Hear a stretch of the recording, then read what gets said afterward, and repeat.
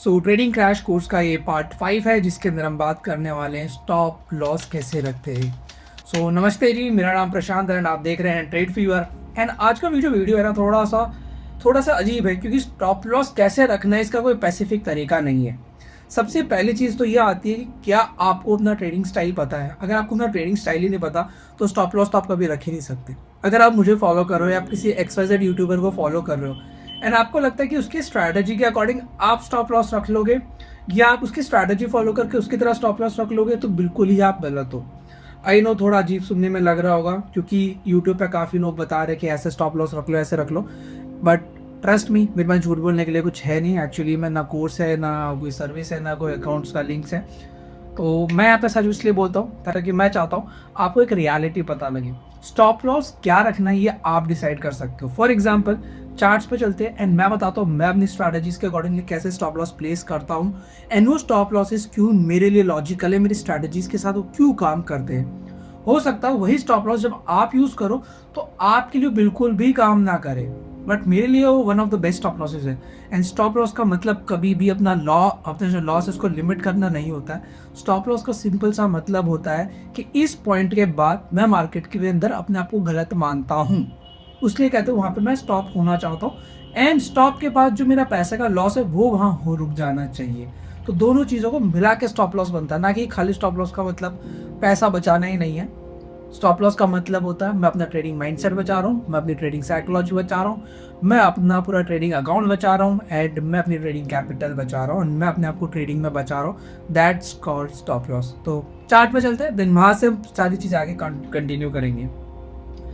ये bank Nifty का chart है अगर आप देख रहे हो एंड ये आज ही का चार्ट है। अगर हम बात करें तो ये आपका 10 जनवरी का चार्ट है, यहाँ पर अगर हम लोग देखेंगे, ठीक है।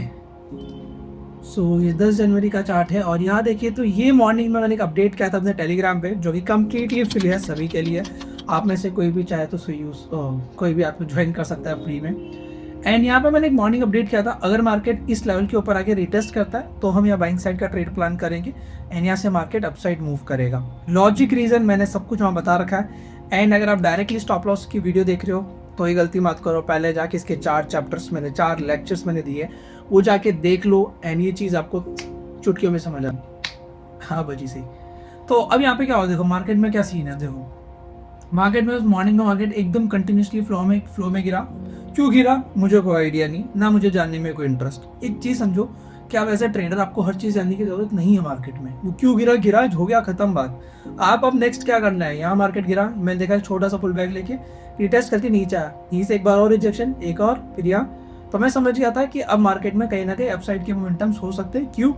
क्योंकि जो लोग सुबह सेल ऑफ नहीं कर पाए, उनके जिनका दिमाग में ये चल रहा है कि भी सेल ऑफ आ रहा है, वो क्या करेंगे, इस चीज़ को क्या करने वाले, वो कुछ नहीं है, वो इस रजिस्टेंस को देखेंगे, यार यहाँ से सेल ऑफ है, एक बार हो रहा है, यहाँ सेल करो, यहाँ सेल करो और मार्केट ने इमीडिएटली स्टॉप लॉसेस ट्रिगर करने स्टार्ट करी। एंड यहाँ में एंट्रीज नहीं मिली थी, इट इज़ ओके, हमने कोई ट्रेड भी प्लान नहीं किया। बट अगर यहाँ मैं अगर ट्रेड लेता तो मेरा स्टॉप लॉस क्या होता। फॉर एग्जाम्पल लेते एक कंडीशन लेते कि यहाँ पे एक कैंडल पहले यहाँ नीचे रिटेस्ट करिए, फिर ये मोमेंटम आया है और मैं यहाँ एंट्री ले लेता हूँ। आपको क्या लगता है मेरा स्टॉप लॉस इस स्विंग के नीचे होता, इन कैंडल्स के नीचे होता या इस स्विंग के नीचे होता? अब ये कंप्लीटली सब्जेक्टिव है, स्टॉप लॉस कंप्लीटली सब्जेक्टिव है। अब क्योंकि मेरी बैक टेस्टिंग इतनी है, मेरी मार्केट ऑब्जर्वेशंस इतनी है, मेरे को इतना टाइम हो गया मार्केट में कि मैं इस लोकेशन पे प्रॉबेबली ही यहाँ पे जो मार्केट में मैं स्टॉप लॉस लगाता है, अगर यहाँ एंट्री ले रहा हूँ मैं, अगर मैं यहाँ एंट्री ले रहा हूँ, ठीक है, तो ये मेरा स्टॉप लॉस होता, ये मेरा स्टॉप लॉस होता। प्रॉबेबली 1:2 के लिए मैं प्लान करता, ये मेरे स्टॉप लॉसेस होते हैं मार्केट के अंदर।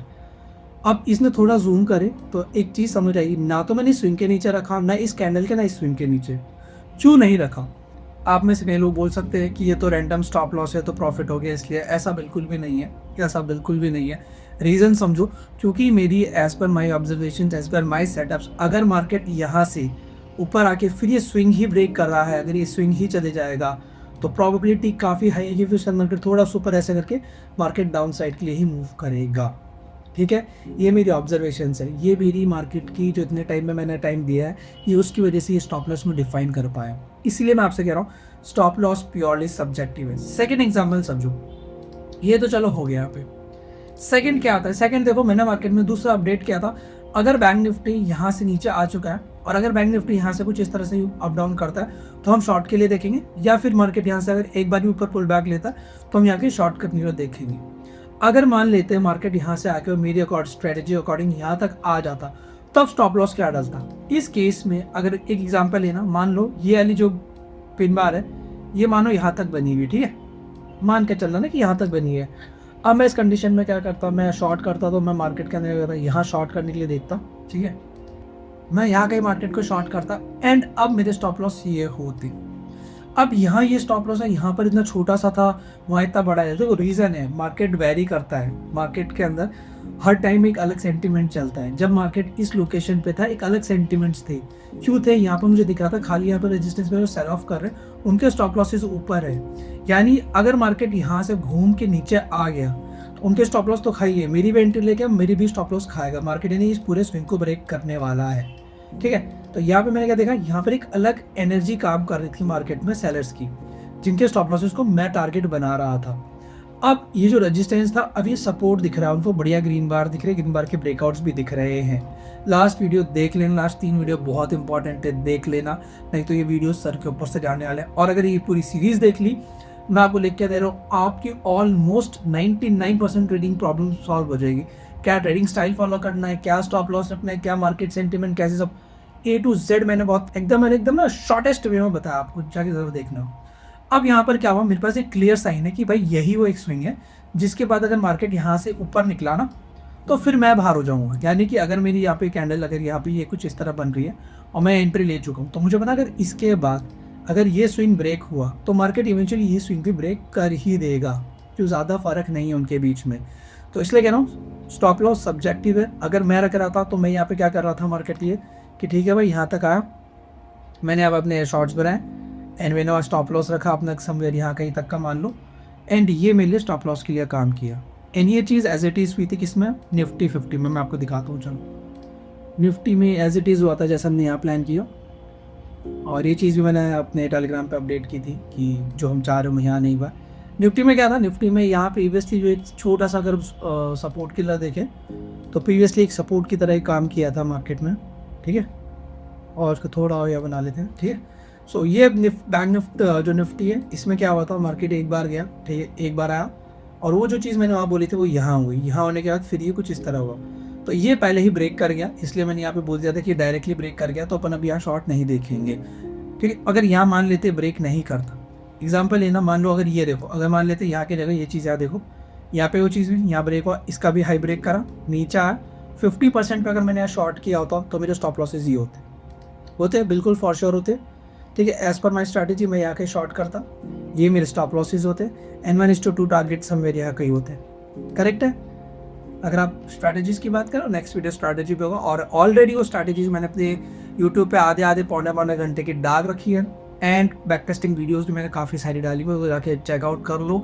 इंटरेस्ट मी अभी 2025 चल रहा है, आपका 10 जनवरी है, एंड अगर ये वीडियो आप 1 अक्टूबर को देखोगे, यानी 10वें महीने में देखोगे ना, इतना रिग्रेट होने वाला है कि आप बोलोगे काश ये वीडियो मेरे को जनवरी की स्टार्टिंग मिल जाती तो शायद आज दिसंबर एंड तक ये 2025 में एक्चुअल में अपना बना पाता। तो स्टॉप लॉस कंप्लीटली सब्जेक्टिव है कि आप किस तरह की स्ट्रैटेजीज फॉलो करते हुए आ रहे हो मार्केट में। स्टॉप लॉस हंटिंग कर रहे हो तो ये स्टॉप लॉस अपना सकते हो। आप कोई प्राइस एक्शन, कोई भी आप कुछ भी एक्सरसाइज ट्रेड कर रहे हो, आप इंडिकेटर ट्रेड कर रहे हो, आप ऑप्शन ट्रेड, आप जो भी आप ट्रेड कर रहे हो ना, उस स्ट्रैटेजी के अंदर एक चीज़ ढूंढनी है, वो है कि आप कहाँ गलत होते हो। अगर आपको दिख जाता है कि मैं चार्ट में इस पॉइंट के गलत होता हूँ तो स्ट्रैटेजीज को उसके अकॉर्डिंगली बिल्ड करो। जैसे कि मुझे पता है यहाँ इस पॉइंट के मैं गलत होऊंगा तो मैंने स्ट्रैटेजी ही उसी अकॉर्डिंग बनाई कि मेरा रिस्क टू रिवॉर्ड सब फेवरेबल रहे, एक भी चीज़ चूकनी नहीं चाहिए। ऐसा नहीं स्टॉप लॉस फेवर में आ गया तो रिस्क टू रिवॉर्ड की वाट लग गई है, या मेरे एंट्री अच्छी है तो स्टॉप लॉस अच्छा है, एंट्री अच्छी है बट रिस्क टू रिवॉर्ड समझ नहीं आ रहे, कहाँ कितना रिवॉर्ड लेना पड़ रहा है। समझ लो, सब चीज़ें बैलेंस्ड आउट होनी चाहिए। और ये आएगा कब, जब आप एक टाइम बिताओगे मार्केट में एंड चीज़ें धीरे धीरे ग्रेजुअली आपको चार्ट देखना स्टार्ट करोगे तो आपको खुद ही समझ आता है कि ये पॉइंट है जहाँ से मैं गलत होता हूँ तो मेरे को यहाँ पे मार्केट से बाहर होना है, ठीक है। तो ये स्टॉप लॉस के ऊपर प्रॉपर एक चीज़ है। एंड आई नो आप में से कई लोग सोच रहे होंगे कि यार स्टॉप लॉस के ऊपर मैं ऐसा से जानना था, बट ऐसा कुछ भी नहीं है। एंड एक अच्छी चीज़ है कि इस सैटरडे यानी जनवरी का जो लास्ट सैटरडे उस पर फ्री क्लास ऑर्गेनाइज करता हूँ जिसके अंदर stop loss hunting, trap reading and smart money concept के ऊपर हम बेसिक टू एडवांस पूरा डिटेल में डिस्कस करते हैं, अपनी क्रूशल ऑब्जर्वेशंस मैं शेयर करता हूँ। एंड अगर एक लाइव क्लास ज्वाइन करना चाहते हो तो नीचे दिए गए नंबर पर आप व्हाट्सअप कर सकते हो लाइव क्लास। एंड ये पूरी सीरीज़ देख के आना उस वाली क्लास में। अगर वो सीरीज़ देखिए, सीरीज़ नहीं देख के आओगे ना, वो क्लास बिल्कुल समझ नहीं आने वाली। एंड वो बहुत एडवांस क्लास एंड वो मैं हमेशा एडवांस रखता हूँ। एंड अगर आपको नेक्स्ट पार्ट चाहिए, अब नेक्स्ट पार्ट में तभी लाऊंगा जब इस वीडियो के नीचे 100 कमेंट्स हो जाएंगे, तभी नेक्स्ट पार्ट रिवील होने वाला है। अदरवाइज ये सीरीज यहीं बंद कर दूंगा अब मैं। स्ट्रैटेजी एंड बैक टेस्टिंग बचती है, 2 चीज़ें, वो तभी आएंगी जब इस वीडियो के नीचे आप कमेंट करोगे stop loss hunting, SL hunting crash course 2025, तब ये वीडियो अपलोड होंगे। अदरवाइज ये सीरीज यहीं पे बंद हो गई है। Thank you so much.